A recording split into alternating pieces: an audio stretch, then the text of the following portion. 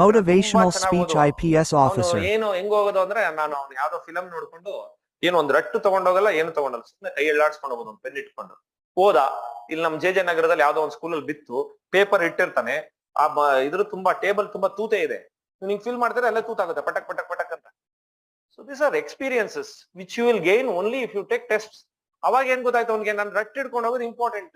You should carry a cardboard because it will give you grip. ಬರೆಯೋದಕ್ಕೆ grip ಕೊಡುತ್ತೆ, ಮತ್ ತೂತ್ಗಳಾಗಲ್ಲ ಈ ತರ. ಎಷ್ಟೇ ಫೆಸಿಲಿಟಿ ಚೆನ್ನಾಗಿಲ್ದೇ ಇದ್ರು ನೀವು ಬೇಸಿಕ್ ಏನ್ ಬರ್ಬೇಕು ಅದು ಚೆನ್ನಾಗಾಗುತ್ತೆ. ಇದಕ್ಕೆ ನೀವು ಟೆಸ್ಟ್ ಸೀರೀಸ್ ಅಟೆಂಡ್ ಮಾಡ್ಬೇಕು. ಟೆಸ್ಟ್ ಸೀರೀಸ್ ಅಲ್ಲಿ ಏನೇನ್ ಆಗ್ತವೆ ಅಂತ ಪ್ರಾಕ್ಟೀಸ್ ಮಾಡ್ಬೇಕು, ರೈಟಿಂಗ್ ಪ್ರಾಕ್ಟೀಸ್ ಮಾಡ್ಬೇಕು. ಬರೆಯೋದ್ರಲ್ಲಿ ಮಿಸ್ಟೇಕ್ಸ್ ಆಗಲ್ಲ, ಪೇಪರ್ ಎಂಡ್ ಮಾಡೋದ್ರಲ್ಲಿ ಮಿಸ್ಟೇಕ್ಸ್ ಆಗಲ್ಲ. ಒಂದ್ 5 ನಿಮಿಷ ಬೇಗ ಎಂಡ್ ಆದ್ರೂ ಮತ್ತೆ ನೀವು ಫಿಲ್ ಇನ್ ದ ಬ್ಲಾಂಕ್ಸ್ ಮಾಡ್ಬೋದು. ಆಮೇಲೆ ಆನ್ಸರ್ಸ್ ಬರಿಬೇಕಾದ್ರೆ ಹಿಂಗ್ ಬರ್ಕೊಂಡ್ ಹೋಗ್ತಿರ್ತೀವಲ್ಲ, ಎಂಡಲ್ಲಿ ಒಂದ್ ಸ್ವಲ್ಪ ಜಾಗ ಬಿಟ್ರೆ ಏನ್ ಮಾಡಿ, ಸ್ವಲ್ಪ ಒಂದ್ ಕಾಲ್ ಭಾಗ ಎಲ್ಲ ಜಾಗ ಸಿಕ್ಕಿದ್ರೆ ಪೇಜ್ ನ